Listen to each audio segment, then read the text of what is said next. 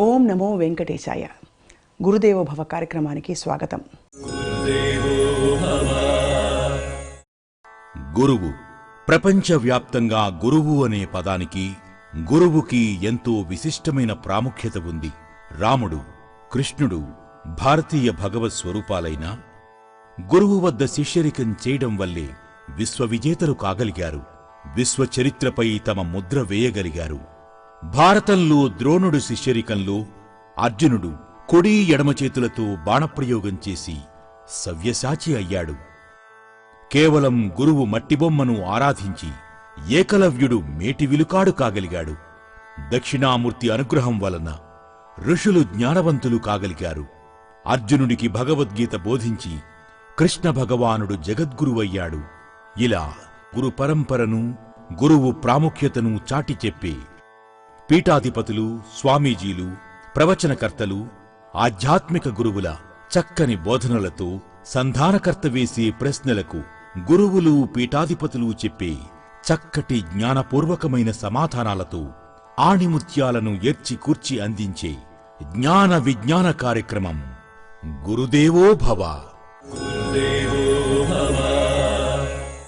Doctor సముద్రాల వెంకట రంగరామానుజాచార్యుల వారంటే అటు సంస్కృత సాహిత్యంలో, ఇటు విశిష్టాద్వైత సిద్ధాంతంలో పెద్ద దిక్కుగా అందరూ భావిస్తూ ఉంటారు.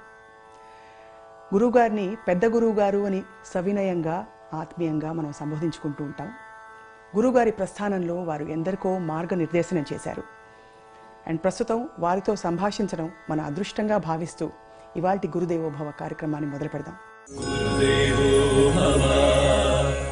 డాక్టర్ సముద్రాల వెంకట రంగరామానుజాచార్యులు గారంటే ఇటు విశిష్టాద్వైత సిద్ధాంతానికి పెద్దపీట, అటు సంస్కృత సాహిత్యానికి, ఇటు విశిష్టాద్వైత సిద్ధాంతానికి పెద్ద దిక్కు.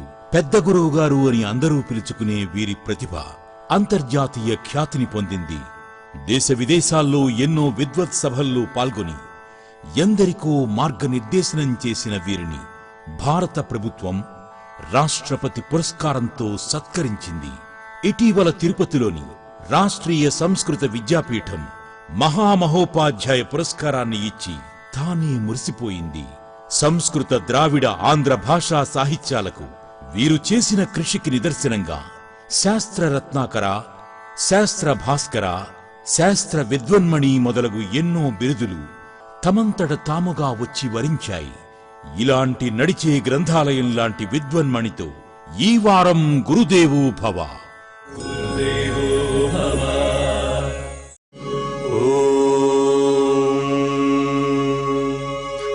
గురుర్బ్రహ్మా గురుర్విష్ణుః గురుర్దేవో మహేశ్వరః గురుః సాక్షాత్ పరం బ్రహ్మ తస్మై శ్రీ గురవే నమః. గురుగారు పాదాభివందనాలు. గురుగారు, ఈ మూడు మార్గాలలో ద్వైతము, అద్వైతము, విశిష్టాద్వైతము, వైదిక ధర్మం వీటి మూడింటిని ఎలా కలుపుతుంది గురుగారు, అనుసంధానం చేస్తుంది? ఉపనిషత్తులు. వైదిక ధర్మం అంటే ఉపనిషత్తులు. ఎందుకంటే లేదు, వేదంలో చాలా ప్రధానమైనటువంటి భాగం. వేదంలో రెండు భాగాలు ఉన్నాయి, పూర్వ భాగం, ఉత్తర భాగం. పూర్వ భాగం అంతా కర్మకాండ గురించి అవుతుంది. ఉత్తర భాగం అంతా కూడా నాయన ఈ కర్మకాండ చేత ఆరాధింపబడేవాడు ఒక ఆయన ఉన్నాడయ్యా, నువ్వు ఎవరి కోసం చేస్తున్నావు, ఎవరి కోసం? ఓ పరమాత్మ కోసం. ఆయన పరమాత్మ అని ఆయన యొక్క కళ్యాణ గుణం చెబుతుంది మనకు ఉపనిషత్ భాగం. ఈ కర్మకాండ, ఉపనిషత్ భాగము, ఈ రెంటి యొక్క విలక్షణ సమన్వయం మనకు కావాలి. ఈ రెంటి యొక్క సమన్వయం కావాలంటే సమాజంలో జరిగేటువంటి క్రియాకలాపం అంతా కూడా భగవంతుని యొక్క ఆరాధనా రూపము. అటువంటి భగవంతుడు ఒకడున్నాడు. రెండూ కావాలి. ఇది మనకు చెప్పింది ఎవరు? ఉపనిషత్తే చెప్పింది. ఇంకెవరు చెప్పారు? ఇంకెవరు చెప్పలేదు. వేదం కూడా, వేద పూర్వార్థం కూడా కర్మకాండ గురించి చెప్పింది తప్ప దాని చేత ఆరాధింపబడే పరమాత్మ గురించి బాగా ప్రధానంగా చెప్పాల. ఆ భాగం వదిలేసింది. ఆ వదిలేసిన దాన్ని ఉపనిషత్ భాగం, వేదంలోనే ఒక భాగమైన ఉపనిషత్ తాను స్వీకరించి అయ్యా ఆ కర్మకాండకు ఆరాధ్యమైన వాడు ఈయన అని ఉపనిషత్తు చెప్పింది. అందులో వేదాంతానికి చాలా ప్రాధాన్యం వచ్చింది. అది ఏ వైదిక ధర్మము. వేదంలో ఏ చిట్ట చివరి ధర్మమో అదే ధర్మము. వేదోఖిలో ధర్మమూలం, సమస్తము వేదం ధర్మమూలం. అంటే ఏమిటి ధర్మం? ధర్మం అన్నదానికి అర్థం ఏమిటి? ఏది తనను తాను ధరిస్తూ సమస్తాన్ని ధరిస్తుందో అదే ధర్మము. ఎవరా ధర్మం? కృష్ణం ధర్మం సనాతనం. భగవంతుడే సనాతన ధర్మము. అది తనను తాను నిలబెట్టుకుంటూ సమాజాన్ని అంతటినీ నిలబెడుతుంది. అటువంటి ధర్మాన్ని మనకు వేదం చెప్పింది కనుక వైదిక ధర్మాన్ని మించింది ఏముంది అసలు? వైదిక ధర్మం నుంచి అన్నీ వచ్చాయి. ఒక మహానదిలోంచి పిల్లల కాలువలు వస్తాయి. అంటే కాలువలు తర్వాత వెళ్ళి నదిలో చేరవచ్చును, కానీ కాలువలు ఎక్కడి నుంచి వస్తాయి? మహానదిలోంచి వస్తాయి. ఆ వచ్చినటువంటి ఈ చెట్టు దగ్గర ఎక్కడికి వెళ్ళాలి? మళ్ళీ ఎక్కడికో అట్నుంచి పుడుతుంది, పుట్టింది మళ్ళీ వెళ్ళి అక్కడే ఆ నదిలోనే కలుస్తుంది. ఇది మహానదికి ఉండేటువంటి లక్షణం. వైదికమైనటువంటి ధర్మం ఒక మహానది, ఒక మహాసాగరము. ఏదో నదీనాం సాగరోగతి అన్నట్టుగా ఏ ధర్మమైనా సరే చిట్టు చివరికి ఆ వైదిక ధర్మంలోనే పర్యవసించవలసిన అవసరం ఉంది. ధర్మమూలాల దైవమూలాల, ధర్మమూలాల దైవమూలాల, నిర్మితము అతడే కాని నేనేమి ఎరుగను, నేనేమి ఎరుగను.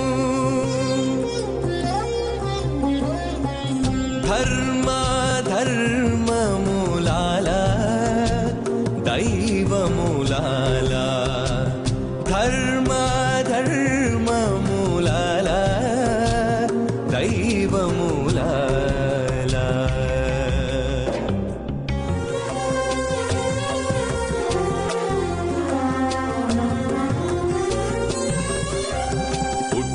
పుట్టించేటివాడు హరి, పుట్టెడివాడను నేను, నెట్టన ఉన్న పనులు నేనెరుగను. పుట్టించేటివాడు హరి, పుట్టెడివాడను నేను, నెట్టన ఉన్న పనులు నేనెరుగను. వెట్టివాడను నేనింతే, విష్ణుడు నాకు ఏలికే. వెట్టివాడను నేనింతే, విష్ణుడు నాకు ఏలికే. చుట్టిన నడుమంత్రాల సుద్దులు ఎరుగను, చుట్టిన నడుమంత్రాల సుద్దులు ఎరుగను. ధర్మమూలాల దైవమూలాల, ధర్మమూలాల దైవమూలాల. అందుకే కదా ధర్మస్య ప్రభురచ్యుత. గురువుగారు రామాయణంలో తమరు విశేష కృషి చేశారు. రామాయణ మహాకావ్యం విశిష్టత మనిషి జీవితంలో ఈనాటి రోజుల్లో వివరించగలరు? చాలా అద్భుతమైనటువంటిది. రామాయణం మహాభారతం ఈ రెండు కూడా భారతీయ జాతికి రెండు నేత్రములు. ఒకటి వదిలేస్తే రెండో దాన్ని కేవలం మనకు ఉజ్జీవకం కాదు.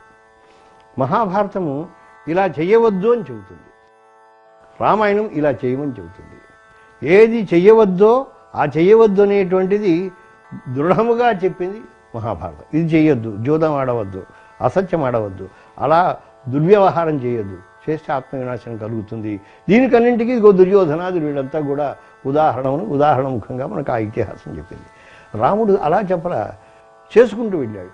ఇలా చెయ్యాలి, ఇలా చెయ్యాలి, ఇలా చెయ్యాలి, అంతే. అలా చెయ్యాలని చెప్పి చేయించుకుంటూ వెళ్ళింది రామాయణము. చెయ్యవద్దని నిషేధించి మానవుణ్ణి ప్రతిరోధించిన వాడి యొక్క దుష్ప్రవృత్తుని ప్రతిరోధించింది మహాభారతం. భారతానికంటే కూడా మూలమైనటువంటిది రామాయణం. నేను మహాభారతంలో వ్యాసుడే చెప్పాడు, ఆయన శాంతి పర్వంలో అక్కడ చెప్పాడు.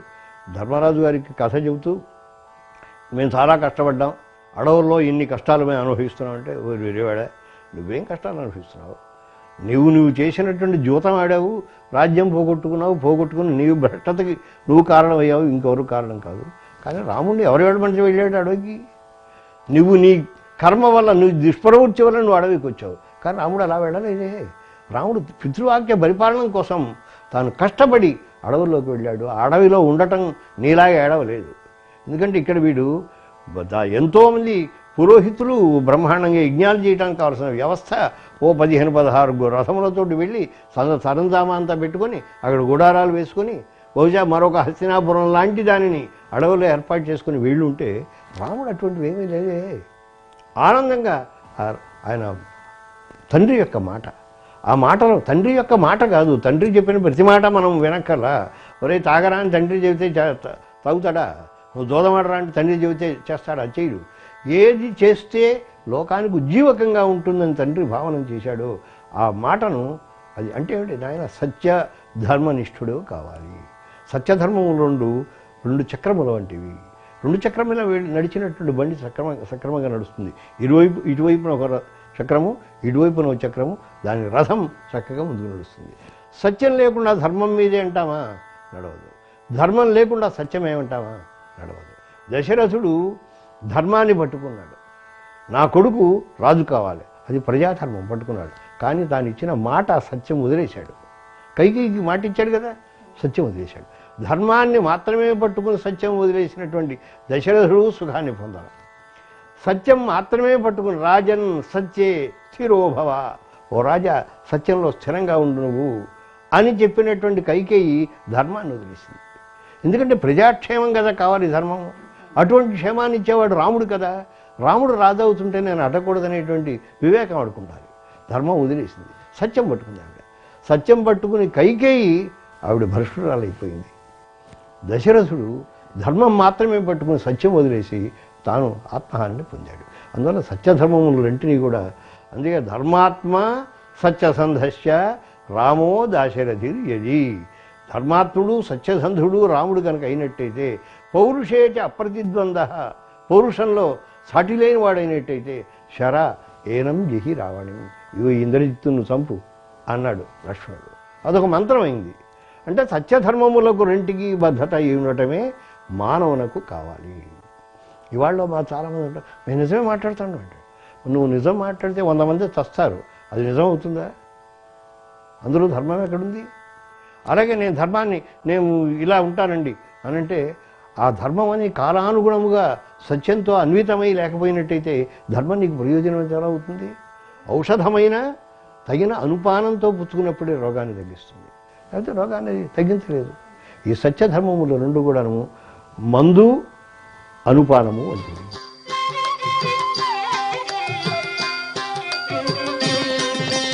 రామ దశరథ రామ నిజ సత్య కామ నమో నమో కాకుత్స రామ. రామ దశరథ రామ నిజ సత్య కామ నమో నమో కాకుత్స రామ. రామ దశరథ రామ.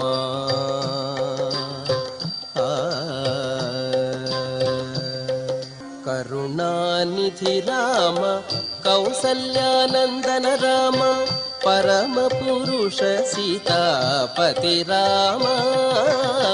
కరుణానిధి రామ కౌసల్యానందన రామ పరమ పురుష సీతాపతి రామ.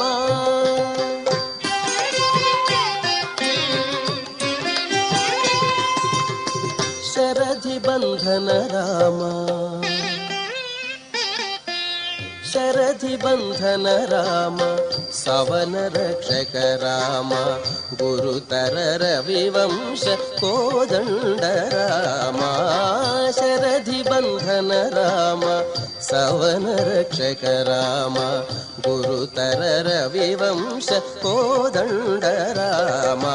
రామ దశరథ రామ.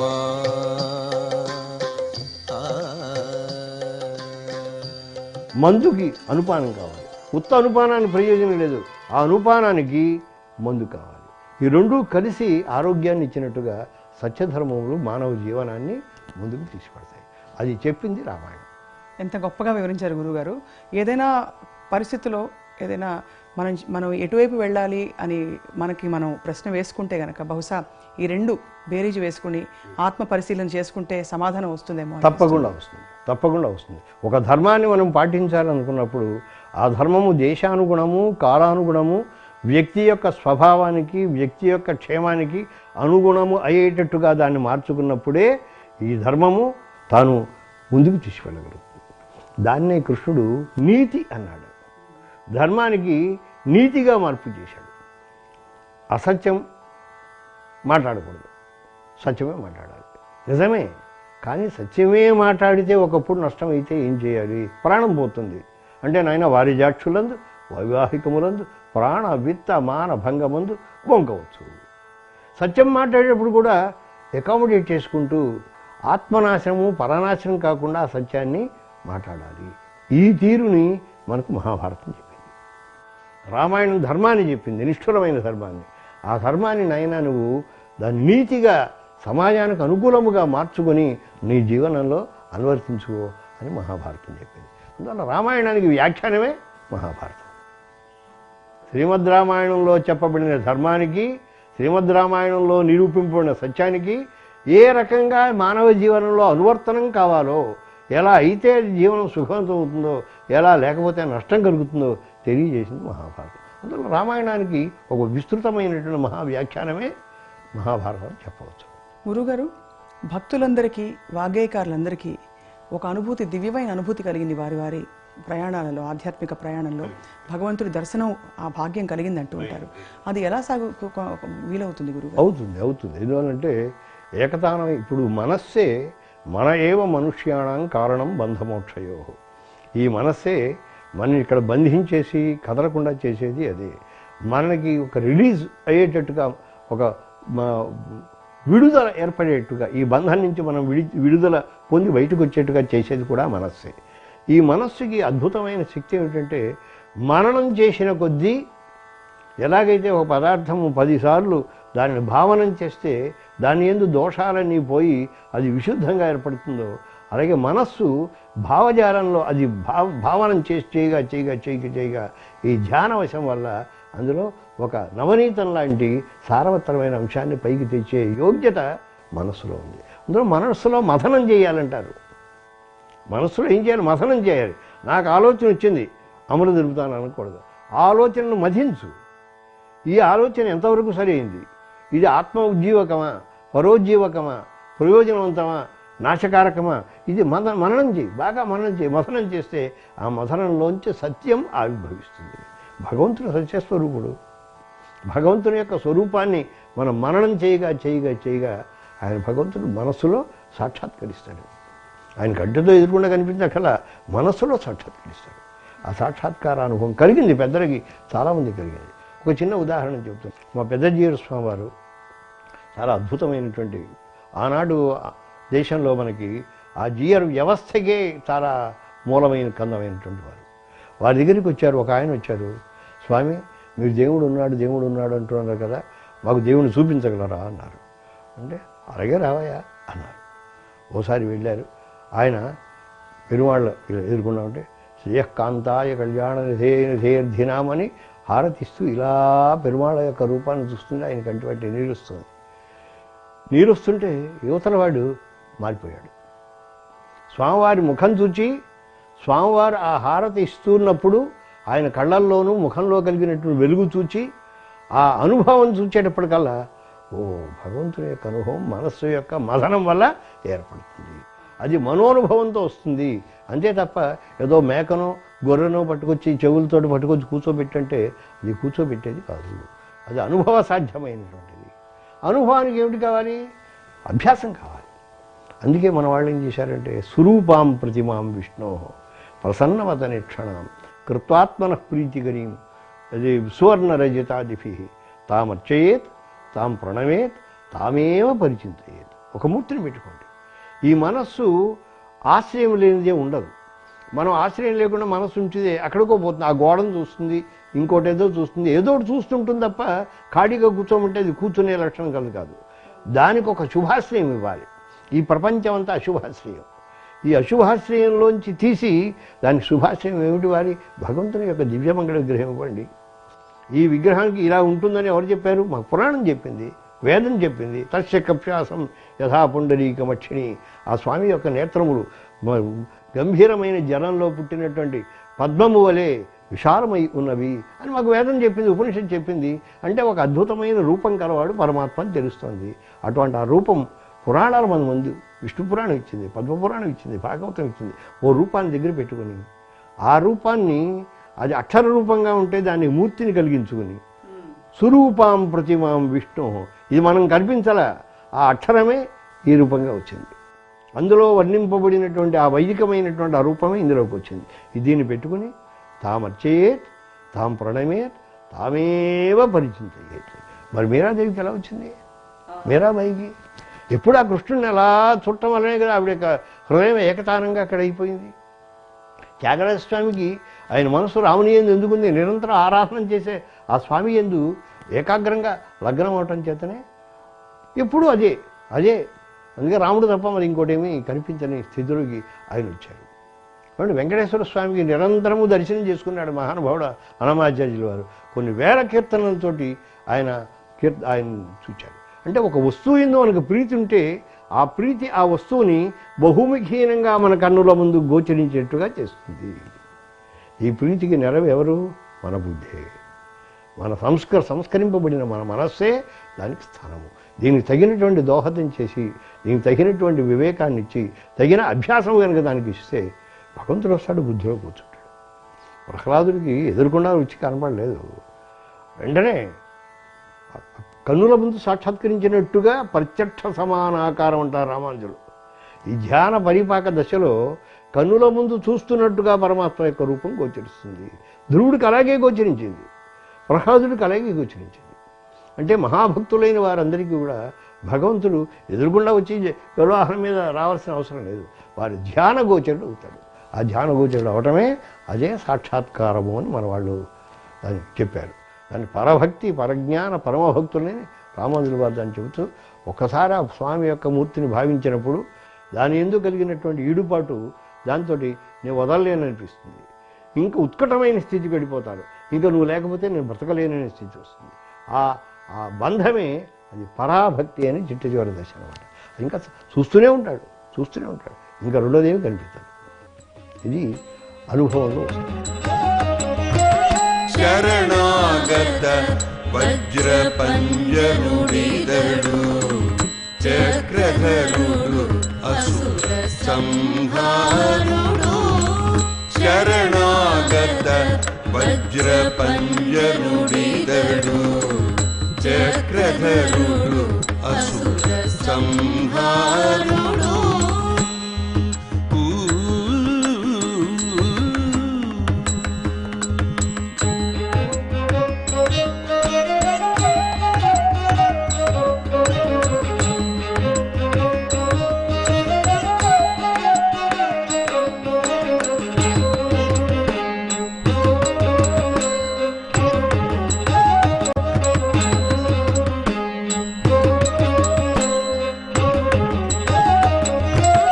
వెరవు తోడతను శరణను వారికి వెలువల మీదనే రక్షకుడు.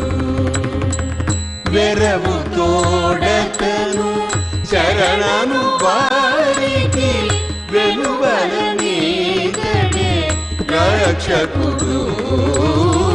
శరణాగత వజ్ర పంజరుడిదడు చక్రధరుడు అసుర సంహారుడు.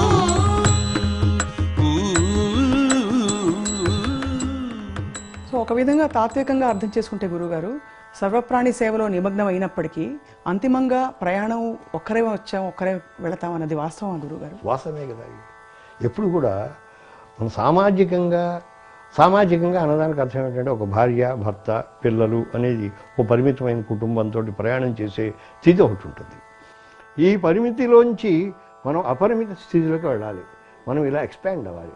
మనం చుట్టుపక్కల ఉండేటం మన గ్రామము, మనం అలా విస్తృతమైన పరిధిలోకి వెళ్ళిన తర్వాత ఒక స్థాయి వరకే అది. ఆ తర్వాత వీళ్ళందరినీ వదలాలి. తాను ఒక్కడే ఒంటరిగా ప్రయాణం చేయాలి. ఉపాసన తాను ఒక్కడే చేయాలి. నా పక్కన నువ్వు కూడా ఒక గంట సేపు చెయ్యి అంటే వాడు చేస్తే వీడికి వచ్చేది ఏం లేదు. ఎలా ఉంటుందంటే, నేను తినలేకపోతున్నాను కాస్త నువ్వు తిని పెట్టు అంటే వీడికి కడుపు నింటుందా? నిండదు కదా. ఎవడికి వాడు తింటేనే వాడి కడుపు నింటుంది. ప్రక్కవాడు తింటే నిన్నట్టుగా తన మనస్సుతో తానే భావన చేయాలి. అప్పుడు ఎవరక్కర్లేదండి అంటే మిగతా వారు వద్దన్నారు. ఎప్పటిదాకా వద్దన్నారు? 65 ఏళ్ళు 70 ఏళ్ళు వచ్చేదాకా వారితోటే కలిసి ఆవిడ్ని కూడా తీసుకుని వెళ్ళి ఆవిడకి ఆ సంస్కారం లేకపోతే ఆ సంస్కారం కలిగించి తనతో పాటు ప్రయాణం చేయించి ఒక మార్గం వచ్చిన తర్వాత ఆవిడ మార్గంలో ఆవిడ వెడితే నీ మార్గంలో నువ్వు వెళ్ళిన ఆయన ఒంటరిగా వెళ్ళవలసింది. అది సన్యాసం. దానికి సన్యాసం అని పేరు. దానికి ముందు ఉండేది వానప్రస్థం అని పేరు. వానప్రస్థం అంటే ఓ దూర ప్రదేశానికి వెళ్ళి భార్యాభర్తలు ఇద్దరే ఉంటారు, మిగతా బంధువుల్ని సమాజాన్ని వదిలేస్తారు. అది వానప్రస్థం. దానికి ముందు అందరితో కలిసి ఉంటారు, గృహస్థత్వం. దీనికి ఇంకా ముందు తాను చక్కగా అధ్యయనం చేసి సంస్కారం సంపాదించుకుంటాడు, అది బ్రహ్మచర్యం. ఇది ఒక టైం టేబుల్ వేసేశారు. చెట్టు వరకు సన్యాసం. ఆ సన్యాసం 2 రకాలు. శాస్త్రీయంగా కాషాయం బట్టలు కట్టుకుని దండ కమండలు ఇవి పట్టుకునేటువంటిది ఒకటి ఉంటుంది. ఇవేం మాకు అవసరం లేదండి అంటే మీ మనస్సులోనే ఒక పండిన దోసపండు తొడిమే నుంచి దూరం అయినట్టుగా ఈ సాంసారిక జీవన విధానంలోంచి తనంత తానుగా ఎలుపుగా అయిపోతాడు. అవటమే సన్యాసం. శుకుడు ఏం సన్యాసం పుచ్చుకున్నాడు? ఆ సన్యాసం లేదే. కానీ సన్యాసుడే. మీరు ఎవరినైనా తీసుకోండి, త్యాగరాజ స్వామిని తీసుకోండి, సన్యాసమై జీవనాన్ని గడిపారు వారు. వారు సన్యాసి కాదు, భార్య ఉన్నది ప్రక్కన, అందరికీ ఉన్నది. వేదాంతం తీసుకోలేని మహానుభావులు, వారికి కుటుంబం ఉన్నది, కానీ సన్యాస స్వభావంతో వారు ఉన్నారు. అందువల్ల 2 రకాల సన్యాసం. ఒకటి అవకాశం ఉందా వదిలిపెట్టండి. వదిలిపెట్టడానికి అవకాశం లేదు, లేనప్పుడు మీరు వీళ్ళతో ఉంటూ ఎలూఫ్గా ఉండండి, ఒంటరిగా ఉండండి. ఆ ఒంటరిగా ఉండి ప్రయాణం చేస్తే చెట్టు చివరికి మీరు పొందుతారు. నేరమింతయునాది నేరుపింతయునీది నేరమింతయునాది నేరుపింతయునీది సారెకు అజ్ఞాని నేను జ్ఞానివి నీవు నేరమింతయు నాది నేరుపింతయునీది సారెకు అజ్ఞాని నేను జ్ఞానివి నీవు ఈ రీతి వెంకటేశ నేలితివి రీతి వెంకటేశ నేలితివి ధారునిలో నిల్డెను ప్రతాపము నీది ఈ రీతి వెంకటేశ నేలితివి ధారునిలో నిల్డెను ప్రతాపము నీది పురుషోత్తముడ నీవు పురుషాతముడ నేను ధరలోన నాయందు మంచితనమేది పురుషోత్తముడవీవు పురుషాతముడ నేను. గురుగారు, చిన్నజీయర్ స్వామివారంటే భగవత్ స్వరూపులు భక్తులందరికీ. అటువంటి చిన్నజీయర్ స్వామివారికి తమరు గురువుగారు. చిన్నజీయర్ స్వామివారికి నేను గురువు గారిని కాదు, కానీ నా దగ్గర అహోబిల స్వామివారు, దేవానంద స్వామివారు ఇద్దరు వేదాంతంతో చదువుకున్నారు. చిన్నజీయర్ స్వామివారు ఎప్పుడైనా అవసరం ఉంటే మేము పర్యాలోచన చేసుకుంటున్నాను. దగ్గర ఉన్నాం కనుక ఏదన్నా ఇప్పుడు నాకేదన్నా అవసరం అయితే గౌక్కునే స్వామి ఇది ఏదన్నా మీరు చూసారా అంటే వారు స్వామి చూసామంటారు. లేదా వారు మాకు ఏదైనా అవసరం అండి అంటే మమ్మల్ని అడుగుతారు. నేను ఇక్కడ ఉన్నాను కదా, ఇంకెవరిని అడుగుతారు? నన్ను అడగకపోతే ఇక్కడ ఉన్నవాడిని వదిలేసి ఎవరినో అడగరు కదా. ఏదైనా ఉంది స్వామివారిని ఒకసారి అడగండి ఆ విషయం ఏదో అంటుంటారు. మాకు ఈ రకమైన తప్ప నా దగ్గరే కాదు. వారు గోపాలాచార్య స్వామివారి వారి గురువులు, వారు పెద్దలు అందరికీ, మా గురువులు అందరికీ గురువులు. మా గురువు అప్పలాచార్య స్వామివారు, వారి గురువు గోపాలాచార్య స్వామివారు.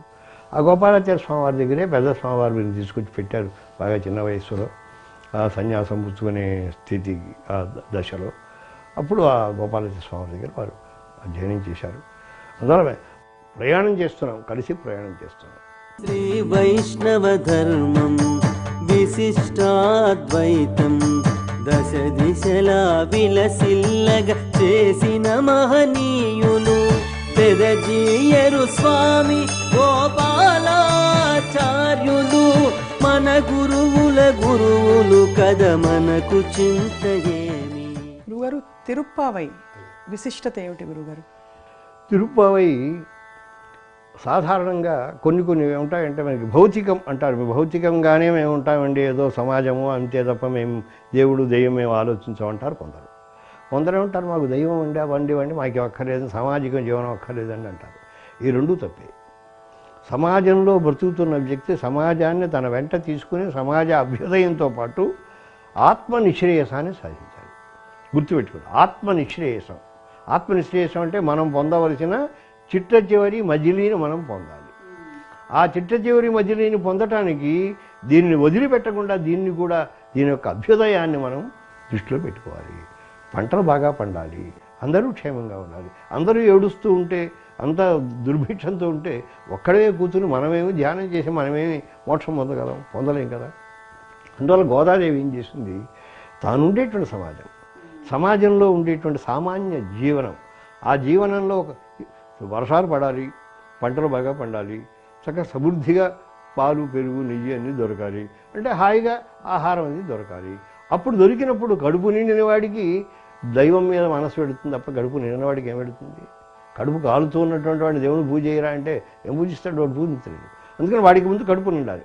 అందుకని సామాజికమైన అభ్యుదయాన్ని సాధించుకొని అందులోంచి మనము నిశ్రేయసాన్ని చేసుకోవాలి. రెండు ప్రయత్నాలు చేయం, ఒకటే ప్రయత్నం. మనం వండుకు తింటాం, ఆ వండుకు తిన్నది పెరుమాళ్ళకు చూపిస్తాం. ఏమైపోయింది? వండుకోవటం తప్పలేదు, తినడము తప్పలేదు, కానీ పెరుమాళ్ళకు చూపిస్తే ఇది ప్రసాదం అయింది. ప్రసాద స్వీకరణం వల్ల మనకు ఉజ్జీవనం కలిగింది. చేసేది ఒకటే పని, రెండు ప్రయోజనాలు సాధించేట్టుగా ఉండాలి. అదే ఆవిడ తిరుప్పావైలో ఆవిడ ఆధ్యాత్మిక పరమాత్మ యొక్క సాన్నిధ్యాన్ని పొందటానికి సమాజాన్ని తనతో పాటు తీసుకుని వెళ్ళి సమాజ అభ్యుదయాన్ని కూడా దాంతో మేళవింపు చేసింది. అందువల్ల అభ్యుదయ నిశ్రేయసములు రెండు కూడా సాధించింది తిరుప్పావై. అందువల్ల తిరుప్పావైలో మనం చూస్తే ఎక్కడ సమాజం వదిలిపెట్టమందు. మాకు స్వామి వర్షాలు పడాలి, ముక్కారు వాన పడాలి, పంటలు బాగా పండాలి, ఆ చేలల్లో చక్కగా మోకాలు లోపు నీరు నిలబడి స్థిరంగా ఉంటే, ఎక్కువగా ఉండకూడదు, స్థిరంగా ఉంటే అందులో చిన్న చిన్న చేపలు తుళ్ళిపడుతూ రంగురంగుల చేపలు ఉంటే, ఆ కరువలు వికసించి ఉంటే, తుమ్మెదలు అందులో ఉండే మకరందాన్ని చక్కగా ఆస్వాదనం చేస్తుంటే అద్భుతమైనటువంటి సౌందర్యం కలిగిన ఈ క్షేత్రములన్నీ విలివిరియాలి. అలా ఉంటున్నప్పుడు మా మనస్సులో ప్రశాంతమైన నీ యొక్క స్వరూప స్వభావాదులన్నీ ఆవిర్భవించాలి, మేము ఉజ్జీవించాలి. ఈ రెండు కలిపింది ఆవిడ. అభ్యుదయ నిశ్రేయసములు రెంటిని కూడా కలిపింది అనమాట. అందువల్ల చాలా అద్భుతమైనటువంటిది. ధనుర్మాసంలో చేసే తిరుప్పావై వ్రతం కూడా చాలా విశిష్టమైంది. ఇష్టం అదే చెప్పేది. ఇప్పుడు మీరింట్లో మనం చేసుకుని తినమని కాదు, ఒకటి గుర్తు పెట్టుకోండి. మన ఇంట్లో చేశాం, ఆయన అల్లుడు గారు వచ్చారు చేశాం, మా ఫ్రెండ్స్ ఎవరు వచ్చారు చేశాం, 10 లడ్డూలు చేశాం. తిన్నంత తింటాము, మిగిలిపోతే అవతల బారేస్తాం. ఎవరు కూడా పెట్టాం, మన మనస్తత్వం అలా ఉంటుంది. ఇదే తిరుపతి వెళ్ళాను, వెంకటేశ్వర స్వామి దగ్గర ఆ లడ్డు నాకు కళ్యాణం లడ్డు ఇచ్చారు అంటే ఆ లడ్డు ఒక్కడే తిండు. వాడు ఏం చేస్తాడు, తిరుపతి వెళ్ళే సంస్కారం గలవాడు ఇంటికి వచ్చిన తర్వాత ఇంత ముక్క ఇంత ముక్క ఇంత ముక్క అందరికీ పంచుతాడు. ఆ పంచినప్పుడు ఏమైనా నీకు బుద్ధి లేదా, ఇంత లడ్డు ఇవ్వాలి కానీ ఇంత ముక్క ఇస్తావని ఎవడు అండు.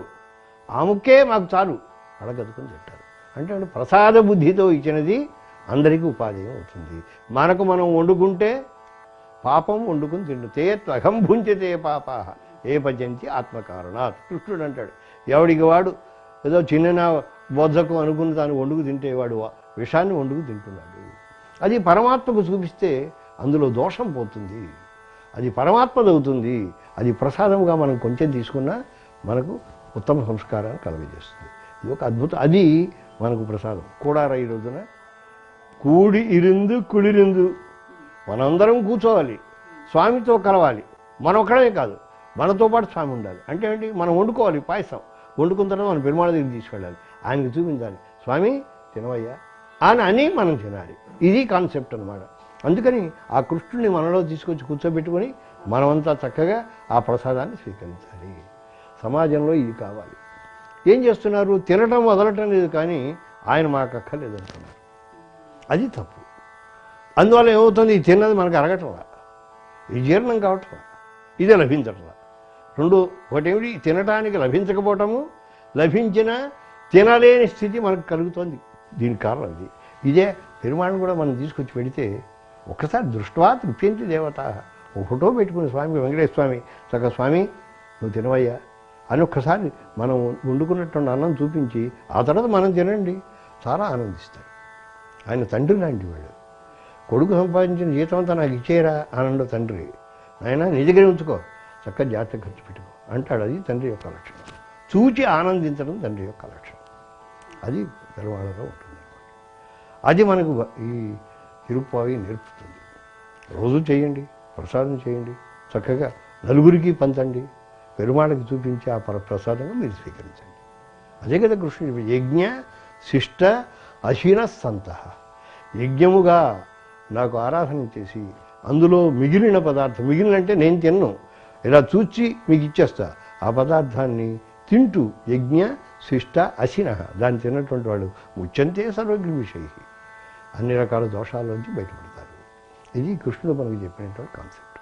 అందువల్ల నెల రోజులు ఆ పని చేయండి. మిగతా అప్పుడు ఎప్పుడు చేసి చేయకపోయినా ఓ ప్రసాదం చేయండి, స్వామికి చూపి నివేదన చేయండి, నలుగురిని పిలవండి, వాళ్ళతో పాటు మీరు కూడా చేసుకోండి. ఇది నెల రోజులు అలవాటు చేసుకుంటే జీవితాంతం అలవాటు అవుతుంది. 1650 ప్రాంతాల్లో వారు గౌడీయ సంప్రదాయంలో రాసిన గ్రంథాలకు ఇంకా కొన్ని గ్రంథములకు ధీటుగా దాక్షిణాత్య సంప్రదాయంలో ఆళ్వార్ల యొక్క శ్రీసూక్తులను ఆధారంగా చేసుకుని, వారి పాశురాలను ఆధారంగా చేసుకొని అందులో ఉండేటువంటి శృంగార రసం 2 రకాల విభాగం చేశాను నేను. దివ్య శృంగారము, పరమ దివ్య శృంగారము. ఆళ్వారు తాము నాయికాభావాన్ని పొంది తాము విరహాన్ని అనుభవించినప్పుడు ఆవిష్కరించిన శృంగారము అవి దివ్య శృంగారం. అలా కాకుండా అమ్మవారిని దగ్గర సన్నిహితంగా ఉండి ఆవిడ యొక్క సాన్నిహిత్యంలో స్వామి అనుభవించిన శృంగారం ఉంది. వాళ్ళిద్దరి మధ్య అంటే లక్ష్మీదేవి నారాయణుడు లేదా సీతారాములు, ఇలాగ వాళ్ళు ఆ సాక్షాత్తు పరమాత్మకు పరమాత్మ సన్నిహితమైనటువంటి ఆ పులిరాండ్రకు ఏర్పడినటువంటి ప్రేమను పరమదివ్య శృంగారం అని హయ్యెస్ట్ స్టేజ్లో పెట్టి ఆళ్వార్లు కొన్ని పాశురాల్లో ఏం చేస్తారంటే, స్వామి ఆవిడని పట్ల నువ్వు ఆలభ్యాన్ని చూపిస్తున్నావే, నీకు సన్నిహితంగా నువ్వు పెట్టుకున్నావే, వక్షస్థలం మీద ఆదరిస్తున్నావే అని వాళ్ళిద్దరి యొక్క ప్రేమను వర్ణిస్తారు. ఇక్కడ వీరు ఆళ్వార్లుగానే ఉంటారు. అది జ్ఞానదశ. జ్ఞానదశలో తాముగా ఉంటూ జ్ఞాన పరీపాకంలో మీరిద్దరే మాకు ఆశ్రయింపదగిన వారనే భావనతో వారి శృంగారాన్ని కూడా వర్ణిస్తారు. ఆ వర్ణించినటువంటి దాన్ని పరమ దివ్య శృంగారం అని పేరు పెట్టారు. అలా కాకుండా స్థాయి కిందకు వచ్చి ప్రేమ దశ, ఆ దశలోకి వచ్చినప్పుడు తాము ఒక ప్రియురాలు ప్రియుడు ఈ మధ్య ఉండేటువంటి ఈ భావన తీసుకొని, నేను ప్రియురాల్ని, నీతో నాకు నీ యొక్క దర్శనం చేత నాలో ఈ ప్రేమభావం అభిభవించింది, అది ఇనువడించింది, మన ఇద్దరి మధ్య సమాగమం కావాలంటే భార్యాభర్తృ సంబంధం కావాలి, నేను ఎడబాయకుండా ఉండాలి అని భావనతోటి చేసి, వివాహం అయినట్టుగా భావన ఒక్కొక్కప్పుడు, సమాగమం కలిగినట్టుగా భావన, విరహాన్ని పొందినట్టు భావన. ఎందుకంటే సమాగమ పూర్వకం కదా విరహం అనేది. విరహం అనేది ముందు కలిసి ఉంటే తర్వాత కలిసినట్టుగా. ఎలా కలిశారు? మానసికమే. ఇదంతా కూడా మానసిక భావనలో ఆయన సన్నిహితంగా ఉన్నట్టుగా భావన చేసి, అయ్యో విరహాన్ని పొందానే, ఇప్పుడు నేనేం చేయాలి, అమ్మేమో అడ్డుతోంది, వాడు సమాజమేమో ఇవో ఆయన మీద నువ్వు ఇంత ప్రీత అని నన్ను నిందిస్తోంది. సరే, ఎవరు నిందించినా సరే నేను వెళ్ళిపోతున్నాను, నేను ఆ వెంకటాద్రికే వెళ్ళిపోతాను. ఆ వెంకటనాయకుడు నాయకుడు ఇక్కడ తమాషా. వెంకటనాయకుడు నాయకుడు. చాలా పాశురాల్లో వెంకటనాయకుడిని నాయకుడిగా పెట్టి, గోదాదేవి అయితే సాక్షాత్ అనుకోండి, గోదాదేవి విన్నీల వేలాప్పని ఒక అద్భుతమైన ఒక మేఘదందేశం చేసి, ఇదిగో నా గాజులు జారిపోయినాయి, శరీరం వసివాడింది, ఈ కొండ మీద మరి ఓ మేఘాల్లారా మీరు కనిపిస్తున్నారు, వెళ్ళి ఆ శ్రీనివాసునికి నా యొక్క వ్యథను మీరు మనవి చేయండి అంటుంది ఆవిడ. ఆవిడ సహజముగా స్త్రీ కనుక తన యందు నాయకత్వం ఆరోపించుకోక్కర్లేదు, ఆవిడ నాయిక అయిపోయింది. మన వారు చెబుతుంటారు, ఆవిడ గోదాదేవి ఏమైందండి, గొల్లపిల్ల అయిపోయింది అన్నారు. ఎలా అయిపోయిందంటే ఆవిడ ఒంటి మించి వెనవాసన వస్తుందట. ఎలా వస్తుంది అంటే అంతగా భావన చేశారు, అంతగా ఆవిడ తను ఒక గోప స్త్రీ భావన కలిగిందనమాట. ఆవిడ నాట్యార్ తిరుమూషిలో 130 పాశురాలు, అందులో శ్రీనివాసుడిని ప్రధానంగా తీసుకుని శ్రీనివాసుని పట్ల తనకు విరహాన్ని ఆవిష్కరించింది, దౌత్యం చేసింది. ఆ తర్వాత చేసినటువంటి ఆవిడ ఈ తరువాత కాలంలో, ఇది దాని ముందు నమ్మాళ్వార్లు మిగతా వారు చేశారు. వారు తాము ఆళ్వార్లు నాయికగా పడినటువంటి వ్యథ, ఆ శృంగారం అంతా కూడా దివ్య శృంగారం అని వాటిని ఎక్స్పోజ్ చేస్తూ కొన్ని వందల శ్లోకాలు అనువాదం చేసి, దీనికి వివరణం కూడా సంస్కృత శ్లోకాల్లోనే ఉంటుంది, ఉదాహరణలు సంస్కృతంలో ఉంటాయి. ఆ ఉదాహరణ ఇచ్చిన వాడి వృత్తములలో పెద్ద వృత్తాల్లో ఉంటాయి, వాటికి అనుష్ఠుప్ శ్లోకాల్లోనేమో వ్యాఖ్యానం ఉంటుంది. ఇది మొత్తం ఒక గ్రంథం 8 అధ్యాయములతోటి ప్రకరణములతోటి గ్రంథం తయారైంది. ఇది ఇంతవరకు ఎవరు ఈ రకంగా గ్రంథరూపంగా తీసుకురాలేదు. అది ఒక నూతనమైనటువంటి కంట్రిబ్యూషన్ అని నేనే చెప్పగలను, నిర్భరంగా చెప్పాలి. అది చాలా విశేషం. భక్తులకు ఒక కొత్త ప్రతిపాదన, ఇది ఒక కొత్త మార్గం. ఇది ధ్వనిముద్రితం చేసే ఆలోచన ఏమన్నా ఉందా గురువుగారు? ధ్వనిముద్రితం కూడా చెయ్యాలి, కానీ దీన్ని సాక్షానుముద్రణం చేస్తాం. ఇది బుక్గా వస్తుంది. అది వచ్చిన తర్వాత యూనివర్సిటీస్ అన్నింటికి కూడా ఇది వెళుతుంది. వెళ్ళిన తర్వాత ఇప్పటికే ఈ భావన కొత్తదేం కాదు, కానీ పైకి తీసుకురావటం చేశాం. మాణిక్యం లోపలే ఉంటుంది, దాన్ని మనం కనిపెట్టాం, చూసి దాని సానులు బట్టి ఇది మాణిక్యం అని లోకానికి అందిస్తాం, అంతే మనం చేసేది. అలాగే ఆళ్వార్ల యొక్క అనుభవాన్ని మనం గ్రంథరూపంగా ఇస్తున్నాం.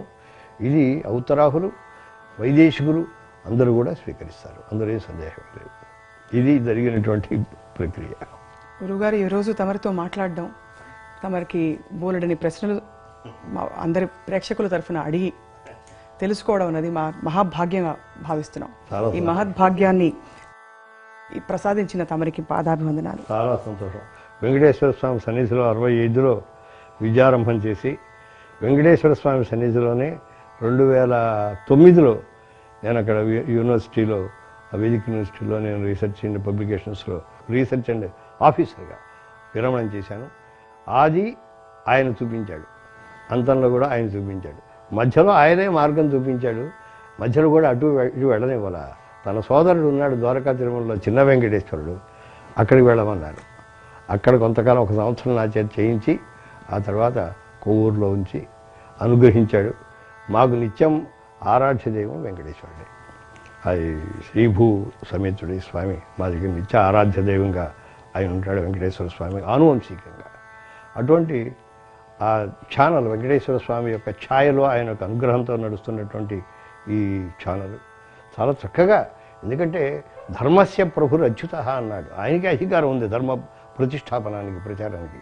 ఆ ధర్మ ప్రచారంలో ఇది బాగా చక్కగా సాగాలి. మీ కృషి ఇతోధికంగా, వారి యొక్క ప్రోత్సాహం కూడా ఇలాగా పరిపూర్ణంగా సాగాలని నేను వారికి కూడా మంగళాశాసనాలు చేస్తూ సెలవు తీసుకున్నాను. ఓం నమో వెంకటేశాయ. ఓం నమో వెంకటేశాయ. పుట్టుగు నీవే పురుషోత్తమా, కొన నట్ట నడుమ నీవే నారాయణ. హనుమాచార్యులు వారు రాసినట్టు తమరిప్పుడే వివరించింది, అంటే ఆది అక్కడే జరిగింది అండ్ మరొకసారి ప్రయాణం అలాగే కొనసాగుతోందని వివరించిన సందర్భానికి ఆ కీర్తన గుర్తొచ్చింది గురువుగారు. ఇది ఈనాటి గురుదేవో భవ కార్యక్రమం. వచ్చే వారం మరొక గురువు సన్నిధిలో ఉందాం, వారితో మాట్లాడదాం, తరిద్దాం. ఓం నమో వెంకటేశాయ. భగవంతుడు నిర్దేశించిన మార్గం ఇదే నాకు అని తెలుసుకోవడం, ఆ ఎరుక రావడానికి మాత్రం సాధన అవసరం అంటారా గురుగారు? సాధన అవసరమైనప్పుడు సాధన చేసి ఆ మార్గంలోకి కొంత జ్ఞాన మార్గంలో వచ్చినప్పుడు మనిషి ప్రశాంతంగా ఉంటాడు. లేకపోయేటట్టయితే నేను ఇటువంటి వాడిని అనే అహంకారం పక్కకు వస్తుంది. మన గొప్ప సంపద అని చెప్పుకోవాలి. అసలు జ్యోతిషాస్త్ర మూలాలు ఎక్కడి నుంచి మనకు అందుబాటులోకి వచ్చాయి? సూర్యుని వెలుగు మనిషిని ప్రేరేపించింది, చంద్రుని వెలుగు మనిషిని ప్రేరేపించింది. ఆ వెలుగు ప్రేరేపణ మనకి ఇవ్వటం వల్లనే రాత్రి అయినప్పుడు చీకటి అయితే మనిషి భయపడ్డాడు, పగలగానే ఆనందపడ్డాడు. పుట్టుగు నీవే పురుషోత్తమా, కొన నట్ట నడుమ నీవే నారాయణ.